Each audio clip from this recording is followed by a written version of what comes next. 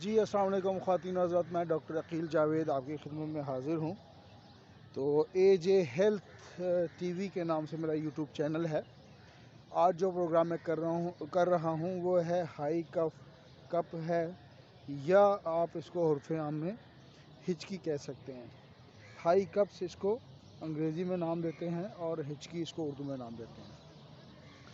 آج ہم آپ کو بتائیں گے کہ اس کی ریزنز کیا ہیں، اس کی کمپلیکیشنز کیا ہو سکتی ہیں، اور ہومیوپیتھکلی اس کو ہم کیسے ٹریٹ کر سکتے ہیں۔ تو خواتین حضرات، ڈسکلیمر دے دوں کہ یہ پروگرام ہم ہومیوپیتھک اسٹوڈنٹس کے لیے یا ڈاکٹرز کے لیے کرتے ہیں۔ تو اگر کسی پیشنٹ کو کوئی مسئلہ ہو تو وہ سیلف میڈیکیشن میں نہیں جائے گا، اور یا تو ہم سے رابطہ کر لے یا اپنے مالج سے رابطہ کر لے۔ تو آتے ہیں جی، ہائی کپ جو ہے مسئلہ کیا ہوتا ہے اس میں۔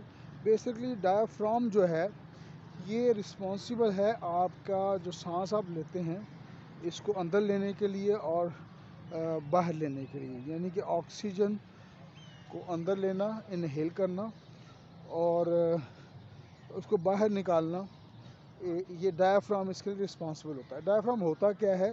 یہ بیسکلی آپ کے دل کے پاس، لنگ کے پاس ایک ایسا مسل ہے جو کہ آپ کو انہیلنگ ان میں اور انہیلنگ آؤٹ میں مددگار ہوتا ہے۔ جب اس کی کمپلیکیشنز ہوتی ہیں تو ہائی کپ کا یا ہچکی کا مسئلہ ہوتا ہے۔ اچھا، اس کی ریزنز کیا ہو سکتی ہیں؟ پاسبل ریزنز جو ہچکی کی ہو سکتی ہیں وہ ایک تو اوور ایٹنگ بھی بعض اوقات پرابلم دیتی ہیں، اور اس کے علاوہ جو کاربونیٹڈ ڈرنک یا فیزی ڈرنک ہیں جس میں مطلب کاربونیٹڈ اشیاء شامل ہوتے ہیں، جیسے یہ کوک ہو گیا، پیپسی ہو گئی، تو یہ ڈرنکس جو ہیں بعض اوقات اس کی وجہ سے بھی یہ پرابلم کریٹ کرتے ہیں۔ اچھا، اور بعض اوقات ٹمپریچر سڈن چینج، یعنی کہ جب ٹمپریچر میں چینج آتا ہے تو وہ بھی پرابلم پیدا کرتی ہیں۔ تو بات ہو رہی تھی کہ جو فیزی ڈرنکس، جو کاربونیٹڈ ڈرنکس ہیں، یہ بعض اوقات کردار اس میں ادا کرتے ہیں کہ جب آپ لیتے ہیں اس قسم کے پیپسی کے ڈرنکس تو یہ بعض اوقات کمپلیکیشنز کریٹ کرتی ہیں۔ تو اس کے علاوہ بعض اوقات آپ چنگم اگر کھاتے ہیں اور اس کے ساتھ ایئر سوالو کر لیتے ہیں، یعنی کہ جب چنگم کھاتے ہیں اور ایئر اندر چلی جائے تو وہ بھی اس کا باعث بنتی ہے، اور شارٹنیس آف بریتھ آنا سٹارٹ ہو جاتی ہے، جس کو ہم ہائی کپ یا ہچکی کا نام دیتے ہیں۔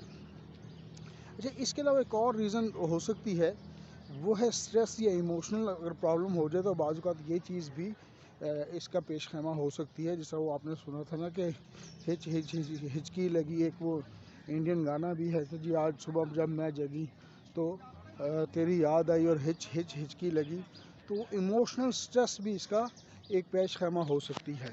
جی، اس کی ہومیوپیتھک مینجمنٹ یا اس کا ہومیوپیتھک علاج کیا ہو سکتا ہے؟ تو آپ کو پتہ ہے کہ ہومیوپیتھی ہمیشہ سمٹمز سے بیس کرتی ہے، تو جہاں پہ سمٹمز ہوں گی تو انشاءاللہ اس کا علاج بھی ممکن ہوگا۔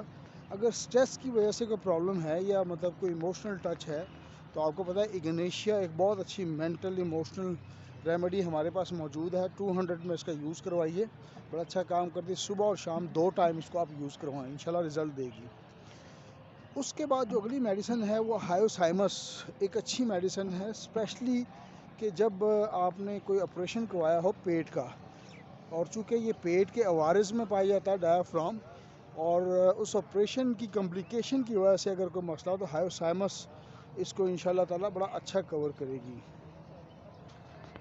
اوور ایٹنگ کی وجہ سے پرابلم ہو تو ایک بڑی اچھی میڈیسن موجود ہے، میں اسپیلنگ ڈسپلے کرتا ہوں، رٹائنا دوبارہ ریپیٹ کر دوں، 200 میں اچھا کام کرے گی۔ رٹائنا کو آپ یوز کریں، اوور ایٹنگ یا ایٹنگ کی کمپلیکیشنز کی وجہ سے پرابلم ہو تو رٹائنا کو آپ استعمال کریں، انشاءاللہ بہت اچھا رزلٹ دینے والی میڈیسن ہے۔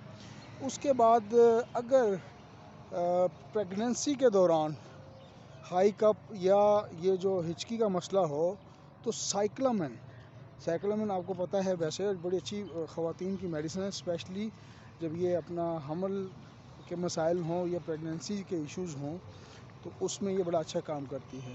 تو میں ڈاکٹر عقیل جاوید اس سائننگ آف، دعاؤں میں یاد رکھیے گا۔ Thank you very much.